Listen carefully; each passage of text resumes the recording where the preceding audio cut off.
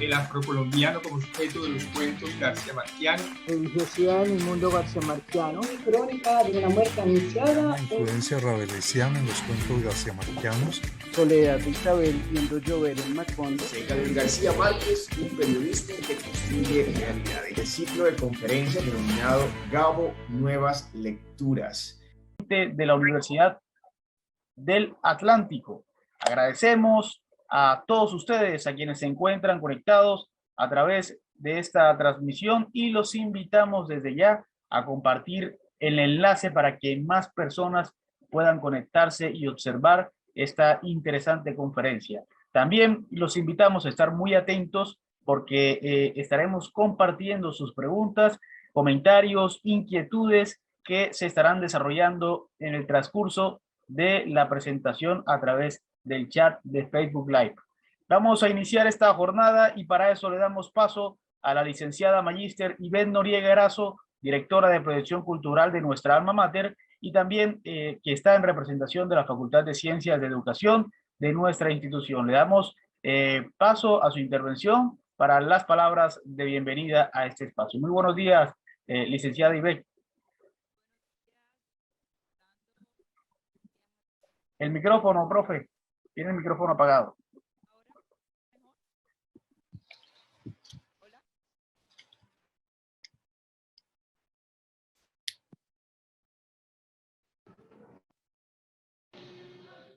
Buenos días, ¿me escuchan mejor?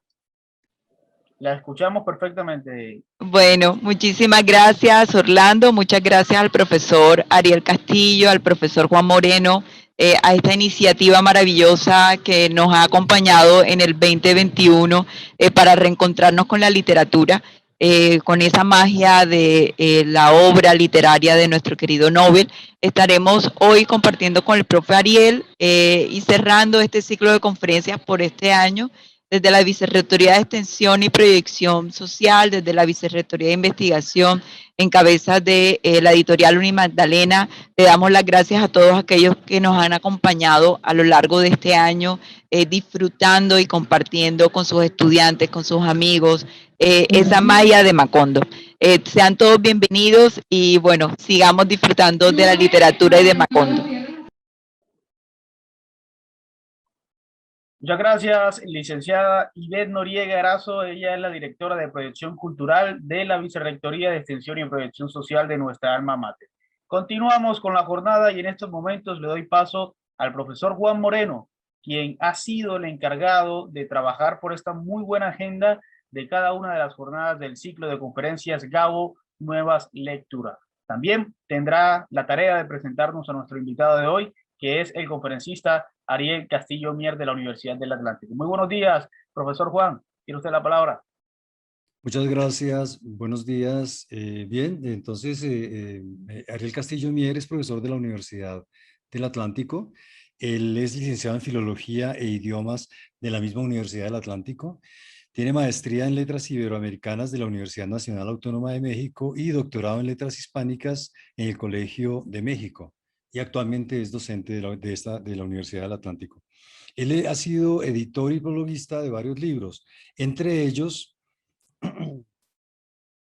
Respirando el Caribe, Memorias de la Cátedra del Caribe Colombiano, 2001. Meira del Mar, Poesía y Prosa, 2003. Roberto Burgos Cantor, Memorias sin Guardianes. Ha sido Premio Nacional de Periodismo Simón Bolívar en el año 2002. Ha sido miembro del Comité Curatorial de Macondo como país invitado de honor en la Feria Internacional del Libro de Bogotá de 2015 en homenaje a la vida y obra de Gabriel García Márquez. Y él ha participado en estos libros que hemos hecho de estudios garciamarquianos en nuestro país, en el volumen Gabriel García Márquez Nuevas Lecturas, aparecida en 2020, con un artículo sobre la relación entre Gabo y Fidel, que a mi manera de ver no solamente pone en claro muchas, es decir, le da nueva luz a esa relación entre esas dos figuras latinoamericanas, sino que además presenta la tesis bastante interesante de que Fidel Castro habría sido si no el modelo principal, uno de los modelos de la novela de García Márquez, El otoño del patriarca. Bien, entonces, bienvenido Ariel, muchas gracias. Y bueno, él nos va a hablar entonces de ese concepto, la sátira menipea, que debemos a el crítico ruso Mikhail Bakhtin con relación a los funerales de la Mama Grande. Muchas gracias por aceptar nuestra invitación. Bueno, Juan, muchas gracias a ti y a la Universidad del Magdalena. Antes de empezar, quisiera que esta charla fuese como una especie de homenaje, bueno, póstumo. Ayer murió Carlos Alemán Zavaleta, de 104 años.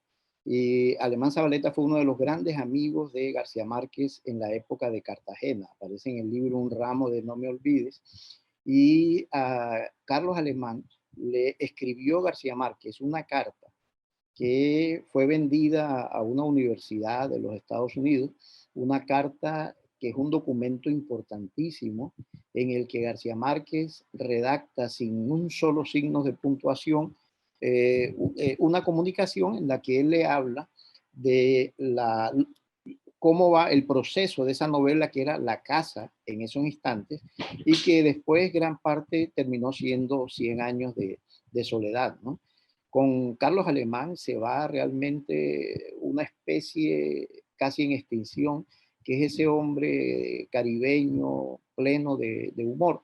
Recuerdo que hace como 1 o 2 años en su casa le pregunté a maestro, ¿y cuál es el secreto de su longevidad? Entonces, sin ningún tipo de solemnidad, me dijo, el ron y las putas, ¿no? Él tuvo un episodio, él había sido diputado y creo que senador, tuvo un episodio con Darío Echandía, al que le echó un vaso de agua, pero eso no, en la cara, pero no es eso lo importante, sino que era una memoria viva de la historia cultural del Caribe, ¿no? Había conocido a todos sus grandes escritores, fue amigo personal de García Márquez, que en su época de dificultades económicas se alcanzó a bajar en la casa de Alemán un día que no tenía dónde dormir y durmió allí en el piso. Y recuerdo, era una anécdota muy interesante porque cuando García Márquez se levantó y se fue, Carlos Alemán vivía con la mamá y le dijo, oye, Carlos, a mí no me gusta meterme en eso, pero debes tener cuidado con tus amistades, ¿no? Era la pinta que tenía García Márquez un poco en esa época. Y era sorprendente, Carlos Alemán, con 100 años uno llegaba a su casa y encontraba, por ejemplo, abierto, estaba leyendo un libro de 2000 páginas de un escritor árabe, que era la visión de la historia de Occidente por un árabe. Entonces, como que contaba con la idea de que el tiempo iba a ser infinito para él, ¿no? Y al mismo tiempo tenía ahí sobre la mesa la ex revista Semana, por ejemplo, que se leía siempre, y el ex periódico El Heraldo. Siempre estaba al día de lo que estaba pasando en la costa. Y un último detalle que me impresionó una vez de su memoria, es que tenía una memoria como la del personaje de Borges, Funes. Recordaba los compañeros de estudio en el colegio Bifi en Barranquilla, cuando uno de los hermanos trajo el béisbol al colegio, a la institución, y él recordaba los 9 jugadores con sus sobrenombres y el lugar de nacimiento. Bien, entonces a Carlos quisiera pues dedicarle estas palabras. La sátira menipea en los funerales de la Mamá Grande. En 1966, en uno de los libros clave para el estallido del boom novelístico latinoamericano, Los Nuestros, del novelista chileno Luis Hars, en su capítulo dedicado a García Márquez, escritor casi desconocido entonces, deslizó este comentario sobre el cuento Los funerales de la Mamá Grande, cuento un tanto superficial que da el título al libro. Con el tiempo, la crítica se encargó de refutar esta apreciación, pues Los funerales ha sido no solo uno de los textos garciamarquianos más estudiados, sino que asimismo, entre los estudios que se le han dedicado, figuran algunos de los mejores que se hayan escrito sobre García Márquez. Menciono en orden cronológico algunos de los autores que han escrito excelentes trabajos sobre los funerales, Brian Mallet, el primero fue Vargas Llosa, después Oscar Gerardo Ramos, Brian Mallet, George McMurray, Victoria Chase, Michael Palencia, Edgar Payewonsky, John Benson, Carmen de Mora, Eduardo Camacho Guisado, Germán Castaño, Hernando Motato. Los funerales de la mamá grande constituyen un momento clave en la trayectoria literaria de García Márquez, el cierre de una etapa experimental y la transición hacia un momento culminante de su obra representado por 100 años de soledad. Marca el hallazgo de una temática, un ámbito, unos personajes, unos motivos, un lenguaje y un estilo, unos procedimientos, en particular la hipérbole, la exageración, y una perspectiva óptima para el tratamiento de tópicos delicados que pueden poner a la defensiva al lector, como son el sexo y la política. Gran síntesis inicial, integra este cuento periodismo y ficción, crónica y cuento, y el cabo aparentemente suelto de Un país en la costa atlántica, un texto de 1951, con el tránsito del neorrealismo, signado por el cine y el reencuentro con la libertad de la imaginación que se ha dado en denominar realismo mágico. Yo diría también que este cuento marca la entrada de García Márquez en el boom en 1962, si entendemos que uno de los rasgos, quizá el más importante del boom, fue su relación con el lenguaje, tal como lo plantea Carlos Fuentes en este libro pionero y al mismo tiempo emblemático de lo que fue el boom, que se llama La nueva novela hispanoamericana. Dice: radical ante su propio pasado, el nuevo escritor latinoamericano emprende una revisión a partir de una evidencia, la falta de un lenguaje. La vieja obligación de la denuncia se convierte en una elaboración mucho más ardua. La elaboración crítica de todo lo no dicho en nuestra larga historia de mentiras, silencios, retóricas y complicidades académicas. Inventar un lenguaje es decir todo lo que la historia ha callado. Continente de textos sagrados, Latinoamérica se siente urgida de una profanación que dé voz a 4 siglos de lenguaje secuestrado, marginal, desconocido.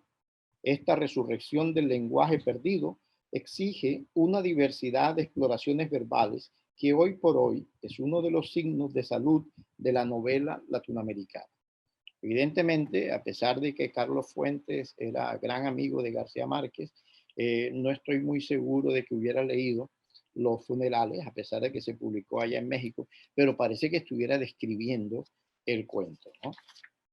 El cuento ha sido estudiado desde diversas perspectivas. Incluso se ha propuesto en diversas ocasiones, Vargas Llosa, Calasanz, Motato, su relación con la tradición de la literatura carnavalesca, con alguno de sus representantes paradigmáticos como Rabelais, el profesor Hernán Toro, pero no se ha abordado en forma plena su diálogo con un género que ha sido muy fecundo en las letras latinoamericanas, la sátira menipea, cuyo influjo en autores como Rulfo Cabrera Infante, Lezama Lima, Julio Garmendia, Severo Sarduy, Jorge Amado, Carlos Fuentes, es evidente a partir de los trabajos de Ardis Nelson, Rodríguez Monegal, Jim Franco, entre muchos otros.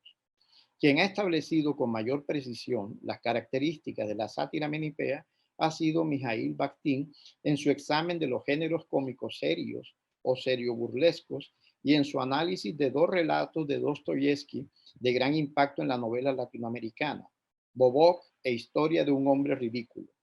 Bobok es sin duda un antecedente de Pedro Páramo. Mi propuesta es que la identificación en el cuento de los rasgos de la sátira menipea nos revela con mayor claridad la riqueza de esta obra, todo un hito en la evolución creadora del autor. En el libro de Los funerales de la mamá grande, se daba una tensión interna entre 2 estilos que correspondían a 2 escenarios de la obra narrativa. Por un lado, los textos neorrealistas en los que el influjo de Faulkner es atemperado mediante la diestra asimilación de las técnicas narrativas de Hemingway y sus sabias dosis de silencio. Los cuentos ligados al escenario del pueblo estaban permeados por la violencia presentada de manera objetiva, distanciada, que se constituyó además en el tema central de las dos novelas escritas de manera simultánea, El coronel no tiene quien le escriba y La mala hora, que generaron en el autor la sensación incómoda de estar ante un callejón sin salida. Por el otro, los relatos en los que se retomaba el impulso lírico de sus cuentos iniciales y sobre todo de su primera novela, La hojarasca, de la que se habían desprendido personajes y situaciones que pedían un desarrollo más amplio y quizá autónomo. Las solitarias viudas o separadas, Isabel y Rebeca, y el negligente y los distraídos o indolentes curas de la siesta del martes y un día después del sábado. Los funerales integra a Macondo y al pueblo sin tren en una unidad que hallaría su definición mejor en 100 años de soledad. Del cuento pasan frases, personajes, recursos, contextos, puntos de vista y en particular el arraigo en la cultura popular, y ya no es más en los patricios de la aristocracia señorial. Hay un estudio de Len Publican sobre la visión patricia en La hojarasca. En Los funerales y luego en 100 años de soledad hay no un descenso, sino un acuerdo con esta visión popular, ¿no? Compartir una experiencia de lectura de un cuento de García Márquez, al cual, como me ocurre con 100 años de soledad, no me canso de releer, pues siempre me parece encontrarle nuevas luces, es el objetivo de esta charla. Un texto de sentido inagotable que se multiplica con cada nueva lectura como los clásicos. Se trata de un ejercicio que he realizado con unas cuantas obras de la literatura del Caribe, por ejemplo, con El doctor afuera y La muerte en la calle de José Felipe Mayor, La tienda de muñecos y Manzanita de Julio Garmendia, y Josefina atiende a los señores y Un rato deténme allá de Guillermo Cabrera Infante. Su lectura orientada hacia la identificación en el texto de los rasgos que Mijaíl Bakhtin le atribuye a ese género cómico serio que se remonta a la antigüedad y permanece vigente hasta nuestros días, conocido como sátira menipea. La idea, por supuesto, no es intentar agotar o clausurar el sentido del texto, sino abrirlo, proyectarlo. Como se sabe, en los orígenes fue Menipo de Gádara, de quien no se conocen obras, el que inició el género en el que se mezclan indistintamente la prosa y el verso, lo sublime y lo grotesco, al servicio de una visión festiva de la realidad, permeada por la experiencia y la visión del mundo propia de los carnavales. Una tradición genérica que asciende a los inicios de la literatura europea y permanece y se renueva o actualiza en diversos momentos. La literatura cristiana, la bizantina, la Edad Media, el Renacimiento, la Reforma y la época moderna, a la que pertenecen a estos géneros cómicos serios otras variantes como son los mimos, el diálogo socrático, la literatura de los banquetes, las memorias, los panfletos, la poesía bucólica y la sátira menipea, mezcla de diálogo socrático con historias fantásticas. Los antiguos oponían estos géneros cómicos serios a los géneros serios, entendidos como tales, la tragedia, la epopeya, la historia y la retórica clásica. Bueno, entonces lo que voy a hacer es que Bakhtin habla de 14 categorías. Yo describo lo que es la categoría tal como la presenta Bakhtin y trato de identificarla en el cuento de los funerales. La idea es que al revisar estas 14 categorías, de las cuales a mi juicio se cumplen 13, lo cual me parece bastante o suficiente, el cuento quede como que más iluminado. La primera categoría o característica que plantea Bakhtin es la proliferación de la risa. La comicidad propia de la sátira menipea, su acercamiento a la profanación y a otra categoría que él define como propia del carnaval, que es la familiarización. Antídoto contra el dogmatismo, la intolerancia y la petrificación, la risa implica una actitud frente a la realidad intraducible en términos lógicos. Es una forma de visión artística, de conocimiento de la realidad y de ordenamiento o estructuración de las obras literarias. Esencialmente dialéctica, la risa no permite ningún punto de vista absoluto, no conoce punto final, Es hostil a toda conclusión definitiva. Todo fenómeno es visto como un momento dentro de un proceso de cambio y transición.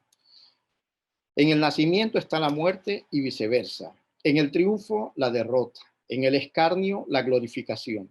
Todo final es un principio, nada definitivo sucede. La última palabra no se ha dicho nunca. El mundo está abierto, libre, sigue, todo está por suceder. Durante la temporada del carnaval, rige la libertad legitimada por los privilegios de la risa. Se gesta un sistema de burlas y rebajamientos, sacrilegios y blasfemias, de parodias de los textos y las palabras sagradas. Todo lo divino se humaniza. La familiaridad se proyecta en el lenguaje franco, sin pelos en la lengua, irrespetuoso y en ocasiones obsceno de la plaza pública, con sus juramentos, injurias, maldiciones, groserías. Todo se pone en tela de juicio, se impugna la autoridad y sus privilegios. No hay reverencia frente a nada que no sea el desenfreno, la libertad del carnaval. La actitud dominante es la parodia, la burla, la profanación. Se exalta para rebajar. En la sátira de Menipea, el punto de partida para la comprensión, valoración y tratamiento de la realidad es la actualidad más viva y a menudo directamente cotidiana, la cual se representa sin el clásico distanciamiento reverencial de la epopeya y la tragedia, es decir, en contacto inmediato, francamente familiar con los coetáneos y desde la perspectiva del tiempo contemporáneo con sus imperfecciones, sus problemas no resueltos. Los héroes mitológicos y las figuras históricas del pasado se actualizan, actúan y hablan en la zona del contacto familiar con la contemporaneidad inconclusa. El objeto tratado, para convertirlo en materia de risa, se aproxima, se analiza, se desenmascara, se familiariza, se le examinan las entrañas, se le degrada y desacraliza. El principio cómico, la risa que preside el carnaval, gobierna la sátira menipea, en la que nada se toma en serio, ni las instituciones, ni las autoridades, ni la patria, ni los héroes, ni el autor mismo.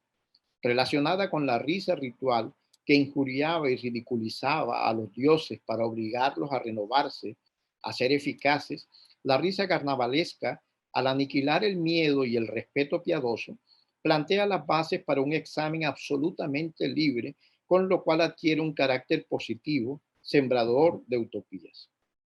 El narrador de los funerales de la mamá grande, sentado en un mecedor recostado a la puerta de la calle, está junto a la muchedumbre y narra de manera jocosa, fundiendo con desparpajo la primera persona del narrador testigo con la tercera del narrador omnisciente, el funeral, con la mirada atenta a las situaciones humorísticas, tanto de situación como verbales, mediante las cuales logra mostrar la cara de la realidad oculta tras las apariencias. Henri Bergson ha hablado de dos tipos de humor, el humor de situación y el humor verbal, y Vargas Llosa lo ha retomado en su estudio sobre García Márquez. Humor de situación. El narrador elige acciones, hechos que rompen con la normalidad, el ridículo con los cuales profana y desmitifica lo sagrado.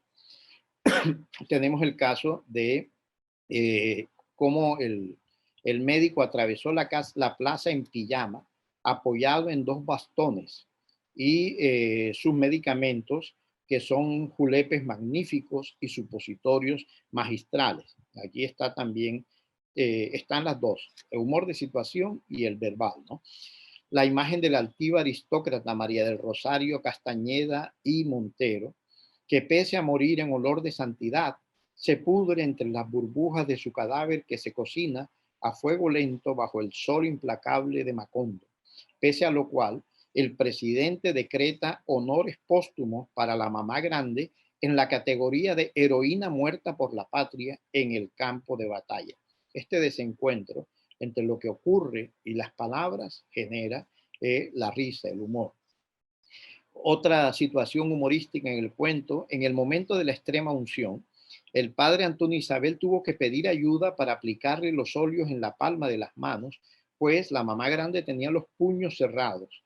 Y hubo un forcejeo Apretó contra su pecho la mano constelada de piedras preciosas e insultó a las sobrinas, salteadoras, ¿no? Y después les advierte que deben tener cuidado porque mucha gente no viene a los velorios sino a robar. Es decir, ahí está retratada la mezquindad del personaje. La muerte de la mamá grande es una muerte que provoca la risa. Ella muere con un eructo sonoro antes de fallecer. En los funerales hay la subida al cielo, risueña, del Papa. Igual rebajamiento se produce con el séquito que la acompaña en su agonía y su funeral. El médico, el cura, sus sobrinos, el presidente y el Papa. El cura centenario que habla solo, la subida al cuarto de la mamá grande, para subirlo necesitan 10 personas para cargarlos. El contraste entre el rápido viaje del Papa del Vaticano a Macondo y la tremenda demora del presidente debido a los trámites numerosos para poder salir de la capital del país a la provincia. Otra situación de humor es el recuerdo de la abuela, de la mamá grande, atrincherada en la cocina defendiéndose del asalto del coronel Aureliano Buendía, o de el valiente presidente que no podía reprimir un ligero temblor de incertidumbre cuando pasaba por un lugar del Capitolio donde se había suicidado un enamorado, ¿no? Inspirados por sucesivas y apremiantes alocuciones presidenciales, por las febriles controversias de los parlamentarios que habían perdido la voz y continuaban entendiéndose por medio de signos convencionales, hombres y congregaciones de todo el mundo se desentendieron de sus asuntos y colmaron con su presencia los oscuros corredores.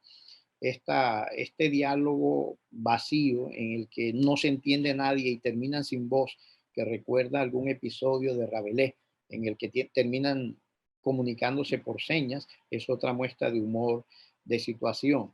Y cargado de ironía, pero también de humor, está el caso de los 9 sobrinos que velaban el cuerpo con un éxtasis de vigilancia recíproca, ¿no? Estaban en la pendiente de quién se quedaba con las cosas. Y cerraron las puertas tan pronto como sacaron el cadáver y desmontaron las puertas, desenclavaron las tablas y desenterraron los cimientos para repartirse la casa. ¿Qué tal ese éxtasis, ¿no? Una de las más interesantes imágenes humorísticas en el texto es la descripción que hace del viaje del Papa. Desde su toldo sofocante, a través de los caños intrincados y las ciénagas sigilosas que marcaban el límite del Imperio Romano y los hatos de la mamá grande, el sumo pontífice oyó toda la noche la bullaranga de los monos alborotados por el paso de las muchedumbres. La canoa se había ido llenando de costales de yuca, racimos de plátanos verdes y guacales de gallina, y de hombres y mujeres que abandonaban sus ocupaciones habituales para tentar fortuna con cosas de vender en los funerales de la mamá grande. Su santidad padeció esa noche, por primera vez en la historia de la iglesia, la fiebre de la vigilia y el tormento de los zancudos.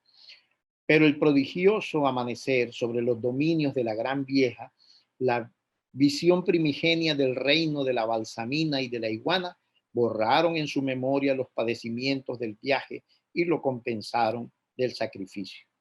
Igual humorismo tiene la dormida de del Papa, del Sumo Pontífice, en la alcaldía, en el salón del Consejo Municipal, acondicionado con 4 taburetes de cuero, una tinaja de agua filtrada y una hamaca de lampazo.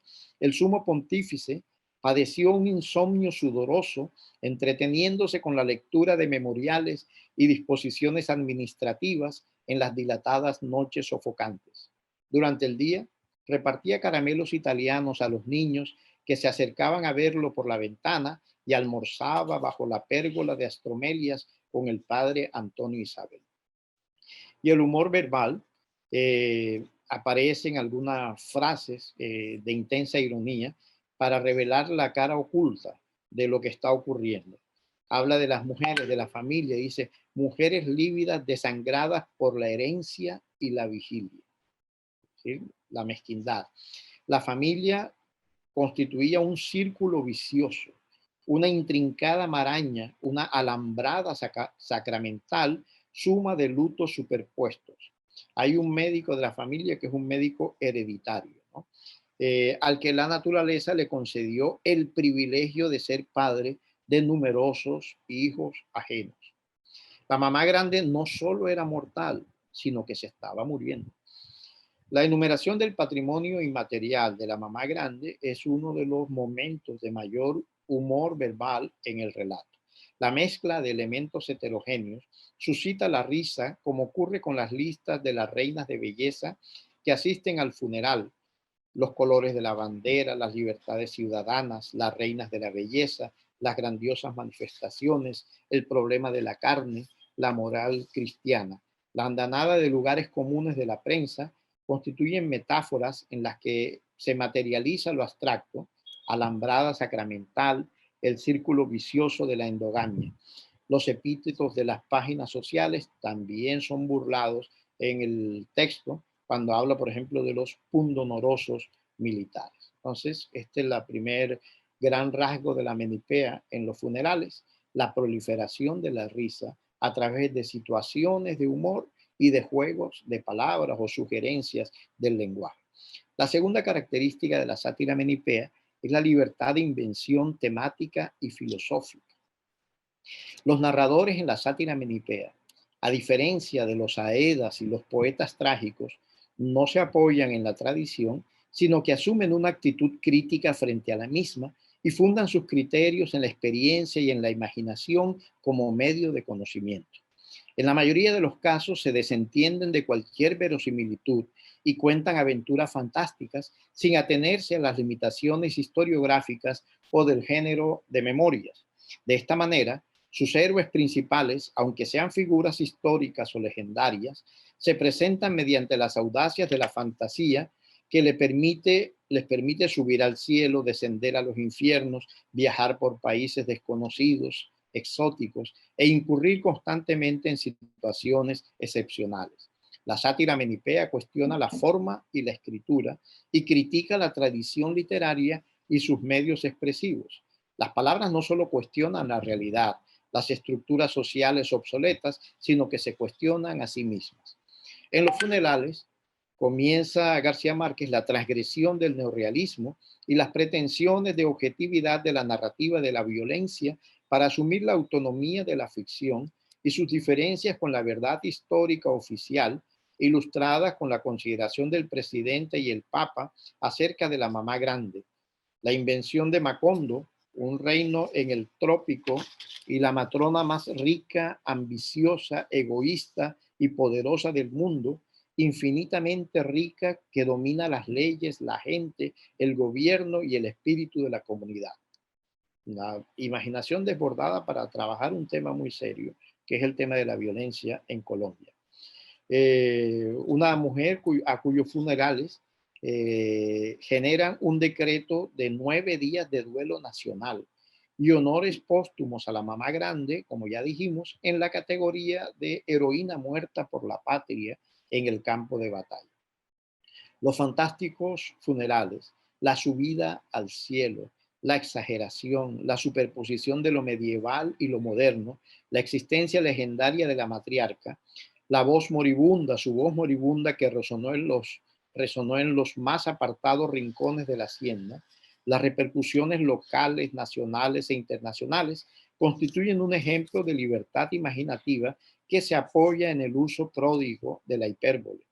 Las dimensiones de la estera de la mamá grande, su físico, el gigantesco sobrino, los bienes, los remedios, la edad, la descendencia bastarda de la muerte y el entierro constituyen ejemplos de esta libertad imaginativa.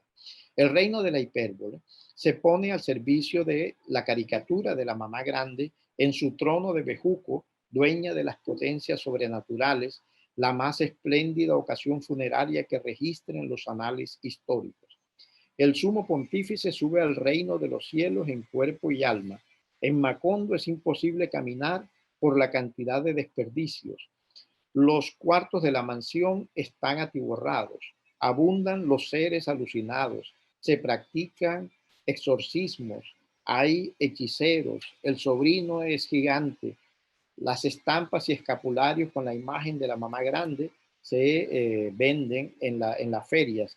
La dimensión colosal de los cumpleaños, las ferias más prolongadas y tumultuosas de que se tenga memoria, los 8 anillos en los dedos de la mamá grande, la concertación de todos los matrimonios, el jubileo en el balcón arrojando monedas, los 200 metros de estera que van desde su casa hasta el altar, la máxima ostentación de poder, el rechazo de los más apasionados pretendientes, los 24 folios del testamento, la escrupulosa relación de sus bienes, el número nunca contado y menos atendido de animales errados en los cuartos traseros con la forma de un candado que merodeaban en los alrededores de los caseríos, los parloteos que traspusieron las fronteras, traspasaron el océano y atravesaron como un presentimiento por las habitaciones pontificias de Castel Gandolfo y provocaron por tercera vez en 20 siglos una hora de desconcierto, sofoquines y correndillas en el imperio sin límites de la cristiandad. Entonces, fíjense, toda esta serie de exageraciones en las que es pródigo Gabriel García Márquez es una manera de mostrar que estos temas había que trabajarlos con la imaginación y no con la mentalidad del notario que está registrando puntualmente cada elemento. Entonces, aquí podemos registrar una ruptura con el estilo y la perspectiva de la seriedad y la solemnidad que se estaban dando en la novela de la violencia en Colombia. García Márquez asume un enfoque novedoso de la realidad. Desde el taburete a ras de piso, adopta una actitud crítica, el narrador, irónica, desmitificadora, que culmina en una feroz sátira histórico-política, en un relato que se mueve entre lo real objetivo y lo fantástico, lo alegórico y lo paródico.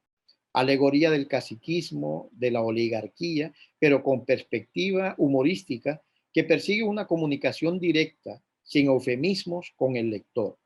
No más la literatura como velo que oculta con diseños bellos una realidad atroz, sino la que hurga en las entrañas de la realidad, sin mistificar ni encubrir, sino presta a revelar, como más adelante lo hará 100 años de soledad, con las guerras civiles, la masacre de las bananeras y las elecciones. La tercera característica, anácrisis argumental. La aventura y lo fantástico se ponen al servicio de un propósito serio, filosófico. La provocadora anácrisis, es decir, la situación que genera preguntas. La creación de un argumento excepcional para provocar y poner a prueba la palabra y la verdad. El narrador apela a una situación límite, la última voluntad de la anciana moribunda, a quien en la agonía no le queda sino la opción de expresar, sin cortapisas ni mentiras, su última voluntad, y los espléndidos funerales que ponen de manifiesto las dimensiones colosales de un poder y de un orden social que, rozado por la muerte, pese al último esfuerzo de la matriarca, llega a su fin, poniendo en evidencia su pequeñez moral. Su apariencia fantástica es la estrategia para disimular la carga filosófica crítica, la puesta en cuestión de un sistema político, económico, social, moral y literario. El cuento es la verídica historia de un sistema económico social de orígenes remotos con una continuidad de 2 siglos. Cuarto, naturalismo de los bajos fondos, sumamente extremo y grosero. El carnaval es el ámbito de la profanación, la degradación o transferencia al plano material y corporal de lo elevado, espiritual, ideal y abstracto. Rebajar es aproximar a la tierra, entrar en comunicación con la tierra, con la vida de la parte inferior del cuerpo, donde se realizan la concepción y el renacimiento. Derrocamiento y regeneración, apoteosis e irrisión. En consecuencia con lo anterior, se da un predominio del principio de la vida material y corporal a través de las imágenes del cuerpo y sus funciones, la bebida, la absorción de alimentos, la orina, los excrementos, la cópula, los flujos, las secreciones. De ahí que en el nivel del discurso se presente la crudeza, el realismo grotesco que muestra de manera descarnada el aspecto material de la condición humana. En la sátira menipea cobra relieve la presentación del cuerpo, la bebida, el coito, la absorción de alimentos, el embarazo, el parto, los cambios corporales, los vómitos, los ronquidos, la vejez. Rabelais, el poeta de la carne y el vientre, es el paradigma de este procedimiento de degradación que transfiere lo elevado, espiritual y abstracto al plano material y corporal de la bebida, la comida, la vida sexual, la tierra, el vientre y los genitales. La descripción de las tetas gigantescas e inútiles de la mamá grande, el peso de sus vísceras y las nalgas monumentales sobre las que se asentaba su autoridad, aplastados en su viejo mecedor, el cadáver burbujeante en el septiembre de Macondo, la cruda recreación de la enfermedad, los tratamientos médicos brutales, primitivos, con sapos ahumados y sanguijuelas, cataplasmas de mostaza, sinapismos y ventosas, el embadurnamiento con toda clase de empastos, julepes y supositorios, y la muerte de la mamá grande con un eructo, es decir, con los gases que se expelen por la boca, la artritis y la obesidad del médico, el papa acosado por las olas de mosquitos, la intrincada maraña de consanguinidad que convirtió la procreación en un círculo vicioso de incestos, la vida sexual desbordada e irresponsable de los descendientes de la matriarca, ejerciendo sin pausa el derecho de pernada que generó una descendencia bastarda de ahijados, dependientes, favoritos y protegidos, que testimonian la presencia, todos estos elementos testimonian la presencia de este recurso desmitificador del naturalismo de los bajos fondos. Pareciera que García Márquez estuviera construyendo la metáfora del cuerpo enfermo de la patria con sus tierras ociosas que se pudre en medio de la indolencia gubernamental. El cuerpo en decadencia de la soberana se identifica con las entrañas y el futuro de la nación. Al final del relato, Macondo ha quedado lleno de desperdicios, excrementos, botellas, colillas, huesos, latas y trapos. Quinto, universalismo filosófico, síncresis o confrontación de las últimas cuestiones del mundo. Penetración en las profundidades del alma humana, meditación sobre el mundo y las acciones del hombre. La sátira menipea es, según Bakhtin, el género de las últimas cuestiones en el que se ponen a prueba la filosofía, los discursos y actos extremos y decisivos del hombre sin concesiones a la metafísica, sino dándoles concreción a lo abstracto. Las ideas vestidas de imágenes concretas, familiares. A diferencia del diálogo socrático, no se presenta aquí una argumentación compleja y extensa, solo se ponen de manifiesto las últimas cuestiones mediante la confrontación de diversos puntos de vista, es decir, la síncresis, los desnudos pro y contra confrontados, fe, incredulidad, Cristo, diablo, soberbia, humildad, tentador, tentado, creyente, infiel, justo, pecador, pobre, rico, discípulo de Cristo, fariseo, apóstol, pagano. Reflexión. Radiografía del poder en forma de caricatura burlesca. La muerte de la mamá grande se observa desde diversos puntos de vista. El familiar, el de la comunidad, el del narrador, el del papa, el del presidente y el de la prensa.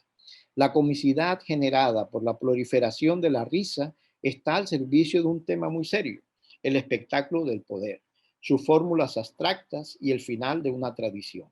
La familia de mamá grande, que ha vivido bajo el peso de su autoridad, muestra su rechazo a la matriarca y sus métodos encarnados en la decisión de la sobrina menor, Magdalena, quien se niega a su dictadura sexual al dedicarse al noviciado y renunciar a la herencia que le corresponde, lo que también ocurre en el resto de la familia, primordialmente pendiente de la herencia y las posesiones, que aprovecha el instante de la salida del cadáver de la mansión para empezar a repartirse la casa desde los cimientos.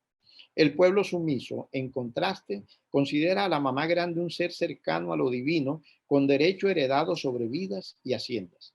Y el poder público, representado por el presidente y sus militares, prefiere tenerla de aliada y tratarla con respeto debido a su poder decisorio en las elecciones y sus aportes bélicos. El círculo religioso está a su disposición, legitimando los escapularios y las estampas que circulan con su efigie. La historia de la mamá grande consiste en el desenmascaramiento de la gran mentira y el olor de santidad en su distrito de calor y malaria. Su muerte es la de la autoridad, el fin de un orden social y una paz que ella había garantizado con sus 3 baúles de cédulas electorales falsas pertenecientes a su patrimonio secreto, con las que luego acordaba y desacordaba canonjías, prebendas y sinecuras, y con el apoyo de la prensa a su servicio. En tiempos tormentosos, la mamá grande contribuyó en secreto para armar a sus partidarios y con celo patriótico socorría en público a sus víctimas. Cuando el gobierno y la iglesia adquirieron plena conciencia de su destino histórico, decretaron 9 días de duelo nacional y honores póstumos para que los funerales de la mamá grande constituyeran un nuevo ejemplo para el mundo. El cuento evidencia, pues, el fin del poder presentado de manera tangible, concreta, lo perecedero del poder, su origen espurio, su fragilidad y finitud, y constituye un cuestionamiento a fondo del sistema político construido sobre el fraude, una democracia de papel y una serie de fórmulas abstractas, de frases huecas sin asidero en la realidad, el mare magnum de fórmulas abstractas que durante 2 siglos constituyeron la justificación moral del poderío de la familia. El cuento nos ofrece una visión unitaria del cuerpo físico de la mamá grande, su vejez, su decrepitud y mortalidad, como metáfora del orden social y político de la nación. Estructura de 3 planos. En la menipea, la acción y la síncresis dialógica se trasladan de la tierra al Olimpo o a los infiernos. El Olimpo se transforma en una plaza de carnaval. No es tan fácil en nuestra época verificar este rasgo. De hecho, están presentes el cielo cuando hablan del noviciado, el padre Antonio Isabel, el monaguillo y el párroco, los cuales son representantes de Dios en la tierra, el sitio a cuyo reino sube en cuerpo y alma el sumo pontífice. Está la tierra, el reino de Macondo y sus habitantes. Y me da la impresión de que el infierno podría ser el sitio en el que el narrador ubica a la mamá grande, es decir, bajo tierra y cercada por una plataforma de plomo. Séptimo, fantasía experimental, perspectiva de extrañamiento. La sátira menipea suele apelar a la observación desde un punto de vista inusitado, fuera de las condiciones normales de vida, donde cambian drásticamente las escalas de los fenómenos observables de la vida. El caso más frecuente es la mirada desde la altura, por ejemplo, desde el Olimpo o el cielo, lo que distorsiona la visión de los seres humanos y en la que los soberbios reyes o emperadores se ven más pequeños que las hormigas.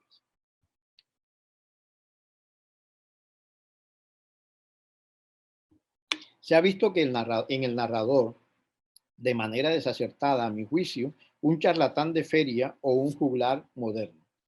La verdad es que el narrador, así opere a través de la máscara de la oralidad, es alguien ilustrado que conoce al dedillo la historia de Colombia y de la región del Caribe colombiano y los tejemanejes de la política nacional. No obstante, de manera inédita, opta por reconstruir los funerales de la mamá grande desde un taburete recostado a la puerta de la calle, a la misma altura de la muchedumbre que ha acudido desde los diversos puntos cardinales de la costa caribe. De esta manera, pone de manifiesto su solidaridad con el pueblo, a diferencia de la mamá grande o del papa, que solían observarlo desde la altura de un balcón. Si la perspectiva del narrador no es exactamente popular, sí revela una solidaridad con el pueblo al que se dirige, de manera diferente a la de la prensa y los gobernantes, sin mentiras, ni pedantería, ni abstracciones falseadoras, sino aceptando respetuosamente y a veces incorporando las visiones legendarias o supersticiosas. Así, la mamá grande, por ejemplo, muere un martes, con toda la carga de presagio negativo que tiene ese día, al que no obstante el narrador le confiere una significación contraria. Es posible que el narrador exagere las repercusiones de la existencia y la muerte de la mamá grande, el ritual perverso de su cumpleaños, la prisa del Papa por arribar a los intrincados caños de Macondo, las preocupaciones del presidente por asistir al entierro, pero no hay mistificación, no hay mitificación. Por el contrario, todo el cuento no es más que el desmontaje de un mito varias veces centenario, el de María del Rosario Castañeda y Montero, la latifundista y hacendada que nunca sembró un grano de nada, pero es dueña desde la colonia de las tierras que pertenecieron a los indígenas despojados por las encomiendas. El narrador le quita el velo a las falsificaciones de los historiadores dados al encomio de los propietarios y las clases dirigentes y dinamita al personaje y le otorga una segunda sepultura tal vez imperecedera, la de la palabra y la ficción. Octavo, experimentación psicológico-moral.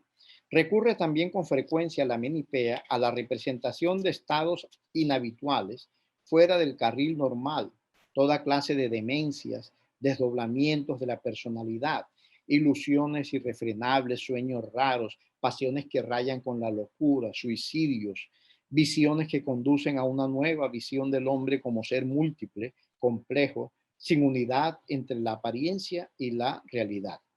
Frecuente es asimismo la apelación al sueño como un recurso que destruye la unidad de la vida representada y establece un segundo plano que se contrapone a la vida normal como otra vida posible, muy diferente, con otras leyes, a veces como un mundo al revés.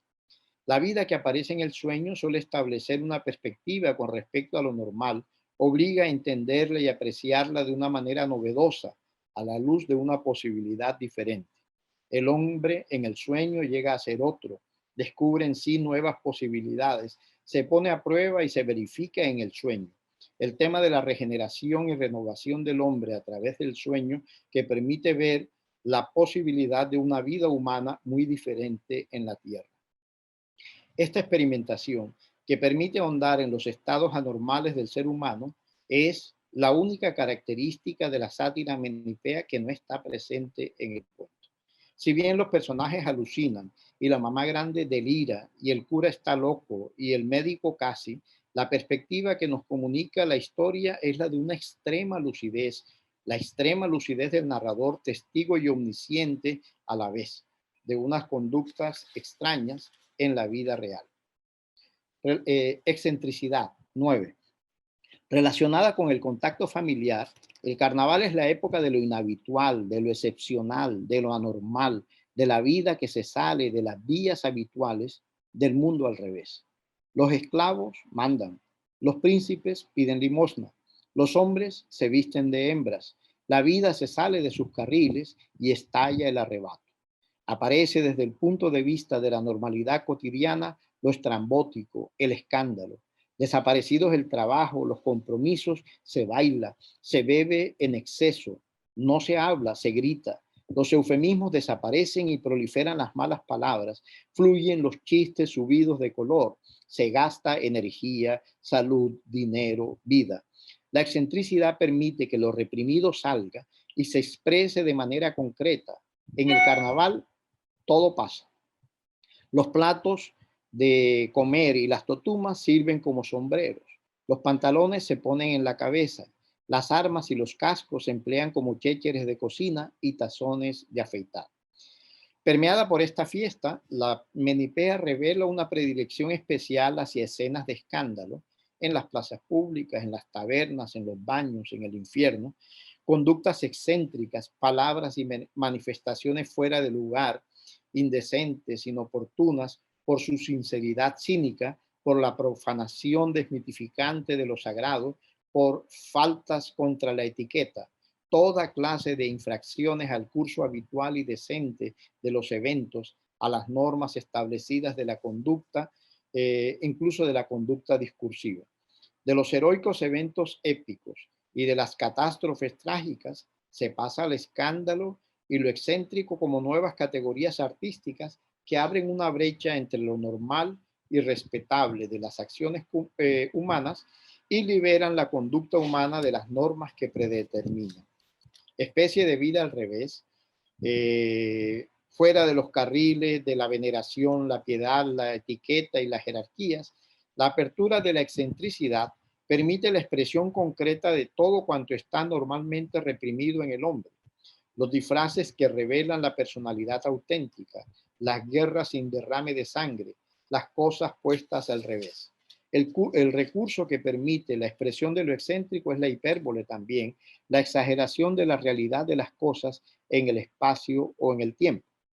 La excentricidad se da en el relato en los personajes, principalmente en la mamá grande, la existencia de leyenda, su existencia de leyenda, su enfermedad y tratamientos, sus testamentos, los lutos superpuestos de la familia, los 8 anillos que usaba, su atribución de decidir los matrimonios, sus privilegios de no arrodillarse en la misa para no estropear la saya de volantes holandeses y almidonados pollerines de Holán, abanicada por una autoridad civil, lo que ni el propio sumo pontífice, quien se sobrepuso al calor con un abanico de palma trenzada.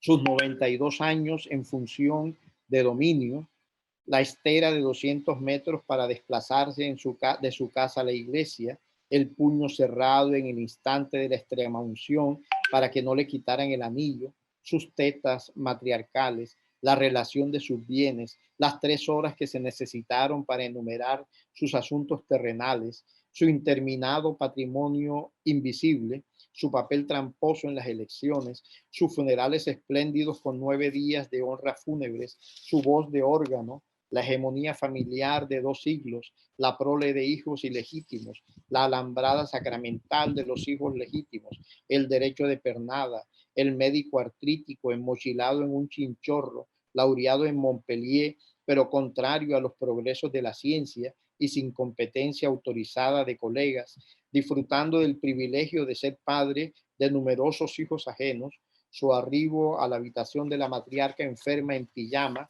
apoyado en 2 bastones, quien además atendía a los pacientes sin visitarlos, mediante correveidiles, recados y suposiciones.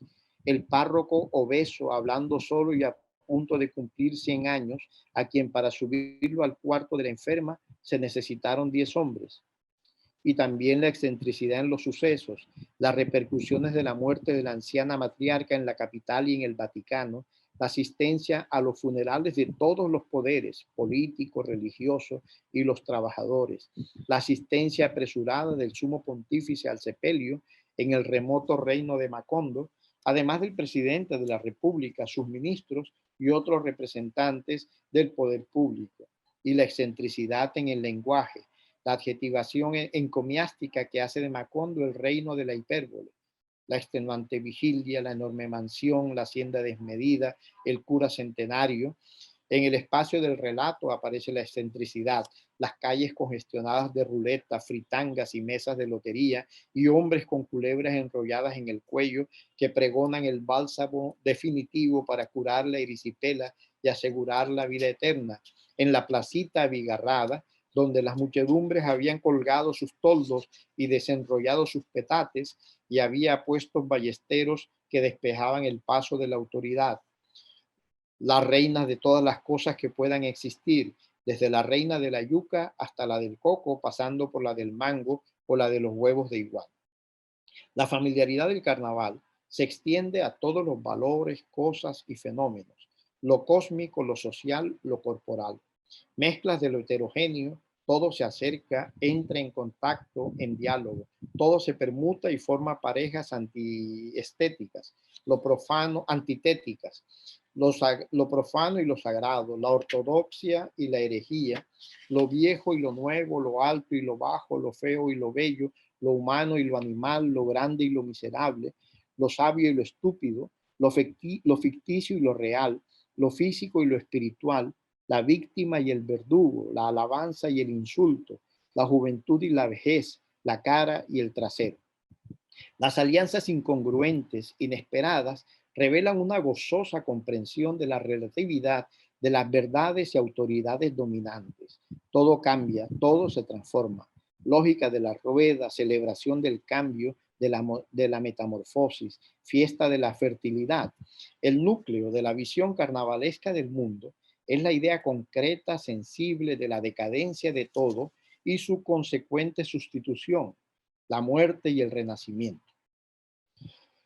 Identidad de los contrarios, entronización, desentronización, quintesencia de la percepción carnavalesca, el pathos de la decadencia y el reemplazo de la muerte y el renacimiento. El carnaval es la fiesta del tiempo destructor y regenerador. Una constante en el cuento es la presencia de las antítesis o contrastes violentos en la forma y en los personajes y eventos en los que resalta la figura central, la mamá grande, virgen y sin hijos, con bienes invisibles, los morales, que se contradicen grandemente con sus verdaderos actos en la vida. La ostentación gubernamental de las libertades de los hombres, las elecciones libres, los partidos tradicionales y las elecciones democráticas que se anulan por la acción fraudulenta de arreglar las elecciones y las cédulas de los muertos de un siglo que bastaban para tener la última palabra en los falsos comicios. Los discursos trascendentales, la pureza del lenguaje, los contrarresta el eructo involuntario pero representativo de la vaguedad de dicho juramento que la despedía de la vida. La moral cristiana, los correctos caballeros, las damas liberales que en realidad reflejan la inmoralidad hecha carne en las relaciones incestuosas, sostenidas en aras de preservar un linaje que tarde o temprano tenía que llegar a su fin. Las propiedades de la matriarca, que concretamente no era posible contar, fueron satisfactoriamente enumeradas en 3 horas, mientras en la capital, enlutada y oscura, los mendigos sobrevivían durmiendo en la más extrema pobreza, pero acompañados por las mayores muestras de riqueza. En los funerales de la mamá grande se congregan desde el presidente y altos ministros hasta el papa y los sacerdotes, junto a cantantes, prostitutas, comerciantes de fritanga y santería. El inventario de oposiciones que le confieren tensión dramática al relato es innumerable. Incrédulos destinatarios, verídica historia. Vivió en función de dominio, murió en olor de santidad. Poder público, potencias sobrenaturales. Cultura caribe, mundo moderno. Negocios del alma, negocios de sus arcas. Fiesta de cumpleaños, funeral. Leyenda oral, letra impresa y foto. Palabra que oculta, palabra que revela. Antes, ahora, conmoción, equilibrio. Sacudida del país, serenidad recuperada. Fin, comienzo. Apoteosis, irrisión. María del Rosario, etcétera, etcétera. Mamá grande. Matrona, papa. Arrojar dulces, tirar monedas desde el balcón. Podemos agregar el sillón de San Pedro, la silla de San Pedro y el mecedor de mimbre de la mamá grande. Oposición clave, central, cargada de ironía, es la del narrador vivo y el personaje muerto, la mamá grande, que antes estaba arriba en el curubito del poder, ahora está abajo, está bajo tierra en el infierno de calor de Macondo, bajo una capa de plomo, mientras que el narrador, alguien que no se sienta en poltrona, sino en un taburete, y no en la sala, sino en la puerta de la calle como cualquier cristiano, maneja a su arbitrio los datos del relato de la vida de la matrona mortal, inmortal que ha muerto. En el nivel de la palabra y del discurso se reiteran los contrastes. Los 24 folios en letra clara con escrupulosa relación con la improvisación de memoria de la mamá grande en el momento final de sus bienes invisibles. La letra y la realidad de la democracia, las versiones oficial y la versión literaria, la oralidad y la escritura, la imaginación y el realismo, los vuelos y las anclas, la exageración y la precisión, el tono de alabanza y la profanación, el rebajamiento y la desmitificación. 11, utopía social. En la menipea suelen también introducirse a manera de sueños o de viajes a países desconocidos, impregnados de la fe puramente carnavalesca en la unidad de las aspiraciones humanas y en el bien natural del hombre, que se condensan en la descripción del paraíso, la igualdad, el contacto libre y familiar. liberación de las situaciones jerárquicas, capas sociales, grados, edades, fortunas, libertad, abundancia. Relato de la esperanza, del fin de una era de oprobios y mentiras. La muerte y la disolución del cuerpo de la mamá grande es la de la finitud de su poder y la fecundidad del cuerpo colectivo que dan nacimiento a una nueva época, sin médicos, ni sacerdotes, ni matriarcas seniles, despedidos con un suspiro de alivio. Fiesta del tiempo que la mamá grande creía dominar con su propiedad sobre el pasado y el futuro, pero no fue inmune al cambio, a la vejez, a la decrepitud, a la grotesca mortalidad del sistema. Su cuerpo muerto insepulto, pudriéndose a 40 grados bajo el sol asfixiante de Macondo, es una metáfora del régimen que se complementa con su doble sepultura definitiva. Una bajo una plataforma de plomo y otra bajo el plomo verbal del narrador. Asiste así el pueblo, al menos en el papel, al nacimiento de una nueva época. 12º, pluralidad, heterogeneidad de estilos y de voces. Respondiendo a una actitud y relación radicalmente nueva con la palabra literaria, ligada a la conciencia multilingüe, la coexistencia de dialectos y jergas sociales y profesionales de una lengua literaria, de lenguas propias de un género dentro de la lengua literaria, de épocas dentro de la historia de la lengua, las sátiras menipeas niegan la unidad estilística de los géneros serios y suelen intercalar en su discurso diversos géneros, diatribas, confesiones, sermones, memorias, diálogos socráticos, simposios, cartas, discursos oratorios, cuentos, fábulas milesias, manuscritos encontrados, diálogos narrados, parodias de los géneros altos, citas, mezcla de prosa y verso, dialectos y jergas vivas, diversas máscaras para el autor, quien junto a la palabra que representa, incluye la que reflexiona sobre la representación, es decir, la palabra que reflexiona sobre la palabra. En los funerales de la mamá grande se funden el cuento, la parodia del lenguaje periodístico, la sátira, el testamento, la crónica de Indias a la manera de Bernal Díaz del Castillo y Juan de Castellanos, los relatos verídicos de Luciano de Samosata, el comentario metaficcional, la parodia del Padre Nuestro, ahora es la hora, la historia económica y política, la leyenda, el bando de la decisión de declarar turbado el orden público, Tarrataplán, y el presidente de la República, Tarrataplán, disponía de las facultades extraordinarias, Terrataplán, que le permitían asistir a los funerales de la mamá grande, Terrataplán, Rataplán, plan, plan. La novela ejemplar. Solo faltaba entonces que alguien recostara un taburete en la puerta para contar esta historia, lección y escarmiento de las generaciones futuras, y que ninguno de los incrédulos del mundo se quedara sin conocer la noticia de la mamá grande.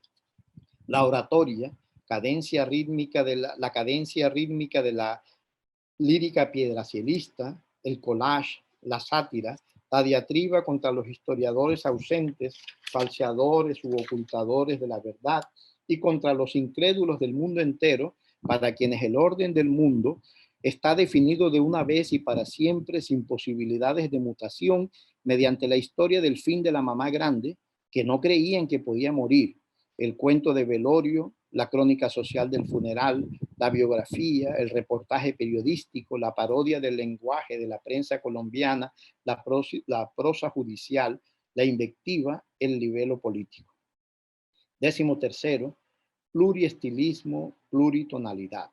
Los géneros cómicos serios se caracterizan de entrada por la pluralidad de tonos en la narración, la mezcla de lo alto y lo bajo, lo serio y lo ridículo, la carnavalización del discurso mediante el influjo de la lengua familiar de la plaza pública, los juramentos y los sarcasmos, los gestos injuriosos y la burla.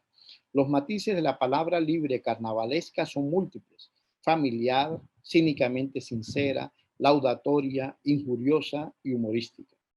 Reflexión sobre el lenguaje y la literatura. La trama social se hace presente en la obra a través del lenguaje, con su pluralidad de voces en conflicto. Realismo social.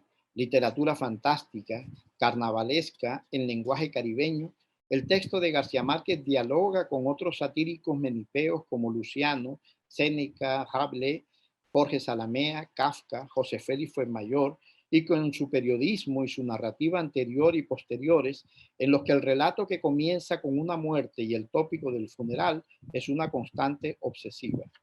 Hay frases del cuento que pudieran ser versos piedracielistas: los soñolientos domingos de agosto, los lúgubres enfermos del atardecer, el balcón sofocado entonces por los geranios en las tardes de calor, el corredor sofocado por los geranios. Se registra el insulto de la moribunda a sus sobrinas, salteadoras. Hay reminiscencias bíblicas y los padres de sus padres. El lenguaje jurídico, patrimonio real, derecho heredado sobre vidas y haciendas. Todo el que habitara una casa no tenía más derecho de propiedad del que le correspondía sobre los materiales. Lugares comunes, frases hechas, caminos vecinales, selectos invitados, miembros legítimos. Léxico médico, cataplasmas, culepes, supositorios, emplastos. Pululan en el relato las voces diversas. Todo el mundo se había acostumbrado a creer que la mamá grande era dueña de. Los ancianos recordaban. Existía la promesa tácita formulada por la tradición. Los habitantes de Macondo se convencieron. El lenguaje religioso, las glorias y vanidades del mundo, el lenguaje retórico y escolar, la riqueza del subsuelo, las aguas territoriales, los colores de la bandera, la soberanía nacional, los partidos tradicionales, los derechos del hombre, las libertades ciudadanas, el primer magistrado, la segunda instancia, el tercer debate, las cartas de recomendación, las constancias históricas, las elecciones libres, las reinas de la belleza, los discursos trascendentales, las grandiosas manifestaciones, las distinguidas señoritas, los correctos caballeros, los pundonorosos militares, su señoría ilustrísima, la Corte Suprema de Justicia, los artículos de prohibida importación, las damas liberales, el problema de la carne, la pureza del lenguaje, los ejemplos para el mundo, el orden jurídico, la prensa libre pero responsable, la Atenas sudamericana, la opinión pública, las elecciones democráticas, la moral cristiana, la escasez de divisas, el derecho de asilo, el peligro comunista, la nave del Estado, la carestía de la vida, las tradiciones republicanas, las clases desfavorecidas, los mensajes de adhesión, la lección histórica, el espíritu cristiano, los más elevados personeros del poder público, la abnegación con que se conciliaron intereses disímiles y criterios contrapuestos en el propósito común de enterrar un cadáver ilustre, la paz social y la concordia política de su imperio, el predominio de la clase sobre la plebe, la trascendencia de la sabiduría divina sobre la improvisación mortal. Los diversos estilos en diálogo con los textos culturales, literarios, cinematográficos, musicales, la coexistencia de discursos cuyo juego constituye la dinámica del texto en el que se oyen las voces del narrador, subjetividad, autoconciencia lingüística que lo organiza, las de los personajes y otras ajenas, expresivas de una posición ante la realidad y de verdades institucionalizadas, se complementan con los múltiples tonos que van del lírico al satírico, del cómico al elegíaco, de la oralidad popular regional a la escritura sofisticada, del tono oficial solemne de los comunicados al tono festivo del narrador, del despliegue retórico, parodia de los periódicos, las numerosas alusiones literarias que conducen del gran Burundú, Burundá ha muerto, a la mamá grande. Hay otro trabajo que había que hacer del diálogo de esta obra con otras, ¿no? Sobre todo con la obra de Séneca, que se titula La transformación en calabaza, Apocolosintosis, donde se narra la muerte de Claudio y la negación que le hacen los dioses para que entre al cielo y lo mandan al infierno, y la fiesta en la que el pueblo celebra la muerte de este gobernante que al parecer era un tanto torpe. Fíjense, hay algunas similitudes. Yo no sé si García Márquez lo haya leído, pero de todos modos hay conexiones. Cuando Claudio muere, así como la mamá grande eructa, es decir, los gases le salen por la boca, a Claudio los gases le salen por otra parte porque cuando muere se caga. Literalmente, así aparece en esta obra de la antigüedad, ¿no? Entonces habría que mirarlo o relacionarlo con el Doctor Afuera, donde también se está contando la historia desde un taburete y las relaciones, las diferencias con el gran Burundú Burundá ha muerto. 14 y último punto, la actualidad sociopolítica e ideológica. Propio de la sátira menipea es la actitud polémica, crítica, coherente con su carácter de actualidad cercana, a la manera de un género periodístico de la antigüedad clásica que reacciona inmediatamente a los acentos ideológicos más actuales. Enciclopedia de su tiempo, las sátiras menipeas están asignadas por el polemismo abierto y oculto con diversas escuelas filosóficas, religiosas, científicas, ideológicas, tendencias y corrientes de la actualidad, personalidades contemporáneas o recién desaparecidas, líderes de la vida social e ideológica, alusiones a sucesos grandes y pequeños de su época, y constituyen una especie de diario de un escritor que trata de adivinar y apreciar el espíritu general y las tendencias de la actualidad en su devenir, las nacientes clases sociales, los nuevos caminos en el desarrollo de la vida cotidiana. Coincidente con esta tendencia, el cuento de los funerales, referido y dirigido al presente del país de 1959 y a quienes no conciben la posibilidad de un cambio, polemiza con los historiadores especializados en tergiversar los hechos para favorecer y lambonearle a las clases dominantes, edulcorando los hechos y convirtiendo en héroes a seres íntimamente miserables. Y se dirige también a los incrédulos alienados, condicionados mentalmente a aceptar infundios como verdades, sumidos en un incesante sueño, en el incesante sueño de la sumisión, para que no sigan tragando entera la palabra oficial. Polemiza con los seguidores del realismo literario, dedicado a la sola denuncia sin mayor elaboración verbal. Polemiza con la obsesión monárquica de los colombianos, con el pasado y el presente político de la nación, anacrónico frente al despertar democrático del continente por esos años, pero los años de la Revolución Cubana. Polemiza con la injusta estructura jurídica del país, construida por remotos ascendientes de la mamá grande, estructura que no estaba preparada para acontecimientos como los que empezaban a producirse. Polemiza con los sabios doctores de la ley, los probados alquimistas del derecho, duchos en hermenéuticas y silogismos que no pasan del decir al hacer. Polemiza con el vasto hemiciclo del Congreso, entre óleos de próceres nacionales y bustos de pensadores griegos, enrarecido por un siglo de legislación abstracta que nunca se aplica.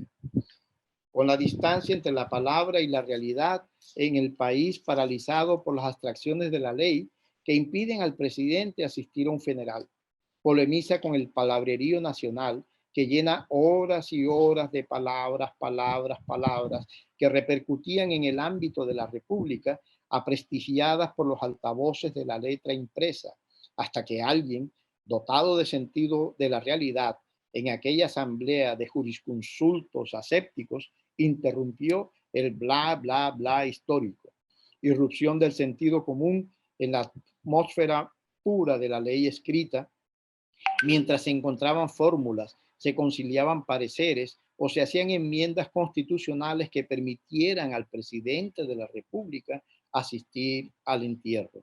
Se polemiza con el anciano y enfermo presidente de la República que desfiló frente a los ojos atónitos de las muchedumbres que lo habían investido sin conocerlo y que solo ahora podían dar un testimonio verídico de su existencia. Polemiza con las reinas nacionales de todas las cosas habidas y parecer y por haber, con el espectáculo vergonzoso del poder y la mansedumbre de la muchedumbre que rodeaba al catafalco de la mamá grande, repartiendo escapularios con su imagen. Polemiza con la política, la religión y la sociedad responsables del atraso y la miseria de Macondo.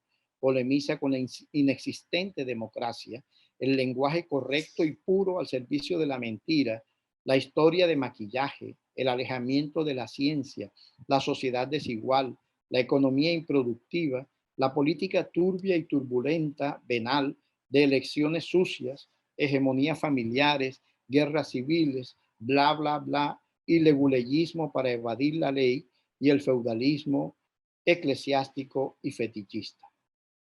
Inserto en la tradición de la sátira menipea, el cuento Los funerales de la mamá grande establece el valor de lo cómico en la literatura, variación comúnmente discriminada en los círculos literarios y las teorías, al poner toda su disparidad, su excentricidad y su risa más allá de la diversión, al servicio de una visión crítica de la sociedad que contribuya a cambiarla, pero contiene en el fondo valores y conceptos tan humanos como insondables. El cuento de García Márquez no solo es una versión original, pero fiel de ese género literario traído de tierras y épocas remotas, la sátira menipea, sino que además representa a cabalidad esa percepción carnavalesca de la vida, tan característica de la costa norte de Colombia, que podría estar en proceso de extinción. Bueno, esto era lo que quería compartir con ustedes. Muchas gracias.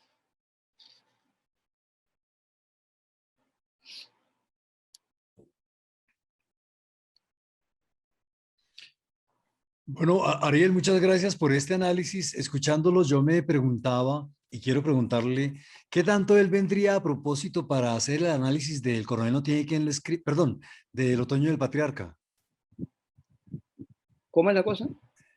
Este análisis, Se podría aplicar al otoño. sí, ¿qué tanto vendría a propósito para el otoño del patriarca? Porque escuchándolos yo sentía que podría ser, que podría ser. ¿Usted qué opina? Yo creo que sí. Evidentemente, es una obra mucho más compleja, pero el gran antecedente del otoño del patriarca son los funerales de la mamá grande. Claro, él después cambia la mujer por el hombre, e incluso de pronto es más terrible, más agudo, más contundente el otoño del patriarca, y mucho mayor la elaboración verbal, que en medio de esas frases extensas de 2 y 3 páginas, la gente no se da cuenta a veces del veneno que va deslizando el narrador, ¿no? O los narradores. Sí, evidentemente, sería un trabajo completo. Hay algo, creo que Julio Ortega tiene un ensayo sobre el otoño del patriarca donde anticipa algunos elementos de carnavalización en el otoño del patriarca. Sí, sí, porque yo creo que es un análisis que no se había hecho porque, de nuevo, habíamos visto análisis muy generales sobre y afirmaciones muy generales sobre los funerales de la mama grande. Y aquí entonces, gracias al planteamiento suyo, vemos que es una obra que ha debido costarle mucho trabajo, ¿no? Porque es muy aplicada. Es decir, que por supuesto está la historia contada, pero vaya, qué técnica, qué trabajo en la densidad estilística, como si le hubiera costado, es decir, uno puede imaginarse que los otros cuentos que componen ese libro de cuentos no tuvieron tanto trabajo tanto trabajo de estilo, mientras que aquí pareciera que el resultado nos deja suponer un grandísimo trabajo de estilo. ¿Qué noticias tiene usted sobre el tiempo que le tomó escribir este cuento a García Márquez? No, parece que no mucho, ¿no? Pero sí, en el cuento hay un salto cualitativo en relación con lo que había estado escribiendo anteriormente, y hay otro elemento que es fundamental, y es el conocimiento de lo que Alejo Carpentier llama los contextos. Es decir, hay un estudio minucioso de la realidad colombiana que ya, yo pienso que este cuento es el laboratorio, el esquema de donde sale 100 años de soledad. Ahí está el contexto histórico, político, económico, moral, literario, etcétera, ¿no? Es decir, están todos los materiales que va a manejar. Tengo entendido que García Márquez escribe Los funerales de la mamá grande en el 59, decepcionado por el Frente Nacional de Colombia, ¿no? Él ve que ha surgido la revolución cubana. Él ve que en Venezuela derrocaron al dictador. Y aquí en Colombia, con el cinismo mayor, liberales y conservadores se reparten el poder y mantienen digamos, al país en una especie de sueño eterno, de patria boba interminable, ¿no? Entonces, de esa ira surge la escritura del cuento de los funerales de la mamá grande, donde parece que quisiera anticipar lo que va a ocurrir, como si aquí hubiera el comienzo de una nueva época, una revolución, que de hecho nunca se dio, ¿no? Pero, o nunca se ha dado. Y eso fue cuando acababa de salir del trabajo en Venezuela y se iba a México. Luego, el cuento se publica en 1962. Porque es que, insistiendo en el asunto del estilo, me pongo a pensar en algunos cuentos que están en el mismo libro. Por ejemplo, La siesta del martes, por ejemplo, La viuda de Montiel. Y ambos cuentos, esos dos cuentos son de un estilo muy sobrio, de una gran sobriedad, de un trabajo muy centrado en, pues eso que siempre se dice del cuento, ¿no? Que se cuenta una historia, pero realmente se está contando otra historia, pero requiere una lengua muy, ¿cómo decirlo? Muy elegante, muy sutil.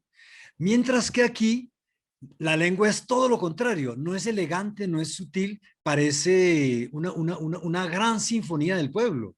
Eso barroca, ¿no?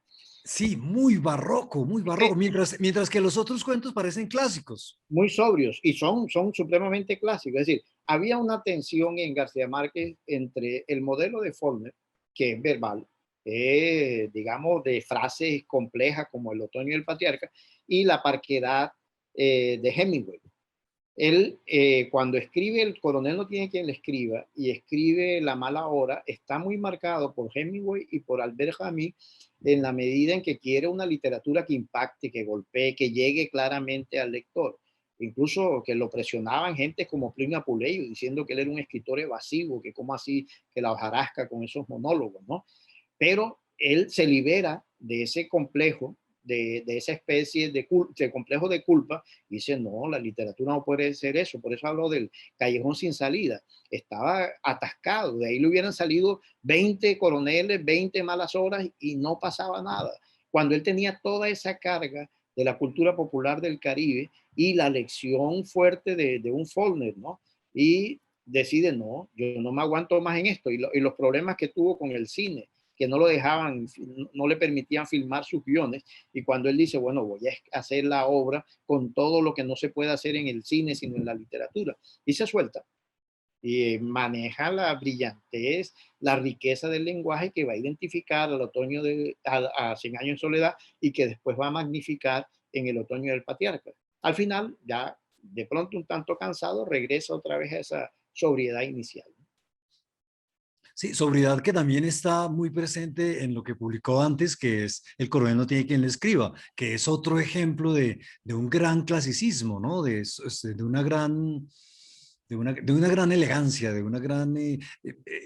porque los funerales de la mamá grande parece que uno la leyera con el oído, mientras que lo otro lo está leyendo uno, pues como lee uno... habitualmente, ¿no? Una gran lengua, con un gran poder, con gran estética, pero vaya, qué diferencia, sí. Le hace a uno preguntarse cómo era capaz de escribir cosas tan diferentes. Un lenguaje diáfano, transparente en estas obras, no se ve, uno va directo al hecho, pero fíjate, lo sorprendente es que en 1950 o 51, cuando escribe estas crónicas sobre la sierpe, la marquesita, que sería un antecedente, el lenguaje ya es ese lenguaje profuso y barroco. ¿Ah? Es decir, él tenía ese talento. Se frenó un poco por la cuestión política, pero dijo, no, yo no me quedo más en esto. Voy a lanzar lo que yo soy capaz. Entonces se podría decir que habría como una cadena, ¿no? Del mismo estilo. Las crónicas de la sierpe, el relato, los funerales de la mamá grande y El otoño del patriarca, como si hubiera una cadena de expresión de esa capacidad estilística que, bueno, que viene de su gran conocimiento de la creación verbal cultural de los contextos del Caribe. Sí. Mira, hay otra cosa de lo que me estoy acordando apenas ahora. él saca los funerales de la mamá grande. Hay un cuento que también da pistas hacia lo que viene después, que es El mar del tiempo perdido. Pero García Márquez lo que empieza a escribir cuando llega a México es El otoño del patriarca, ¿no?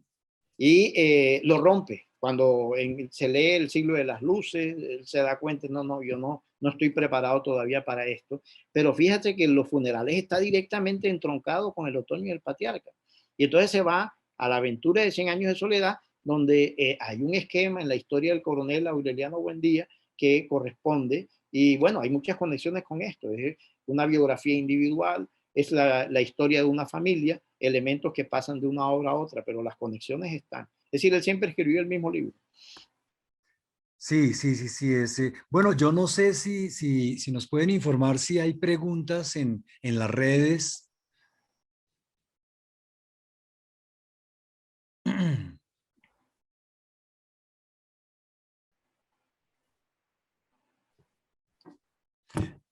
Ariel, yo me pregunto por qué, siendo tan evidente esto de la sátira menipea en este cuento, bueno, no solamente en este cuento, pero sobre todo en este cuento, yo me pregunto por qué no había habido antes alguien que lo hiciera.